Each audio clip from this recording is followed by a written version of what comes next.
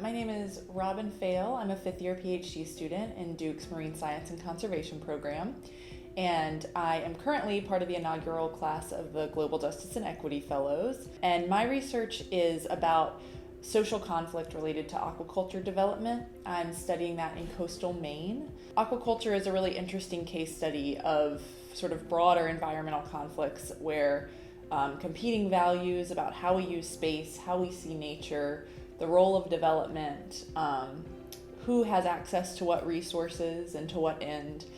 Aquaculture involves a lot of those questions and concerns. I did my master's at Duke in 2013 to 2015, so I was already familiar with the Duke world and landscape. I was looking for a career change. The marine science part of this journey is a career change for me, but I was working in the policy space already and looking for a place where I could apply that policy work to environmental issues. And Duke's Marine Lab is really unique in that it's one of the few marine labs in the country that has a social science component embedded within its marine lab. So it's both natural and social scientists.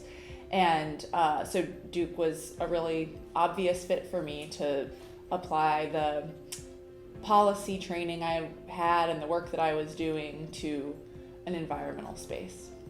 The deadlines are few and far between, and there is pretty limited accountability. And so I have, though I'm someone who loves flexibility and independence, I have come up against the boundaries of my own need for some level of accountability. I have always loved and admired Jane Goodall. I always thought she was such an adventuresome scientist and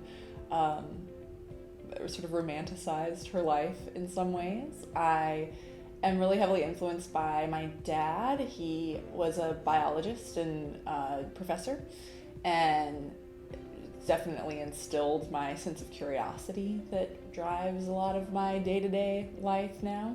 I'm very proud of myself for carrying out the fieldwork component of my dissertation. I had previously had a lot of experience with qualitative research in terms of surveys and interviews and being part of focus groups and in professional work that I did, but this was the first time I had ever planned a research project from start to finish and carried it out all by myself. A million hands were involved, but it was really up to me at the end of the day to plan this work. And my field work took place in Maine, which is a state I had never been to prior to starting research there. So it required stepping outside of my comfort zone every single day that I was there.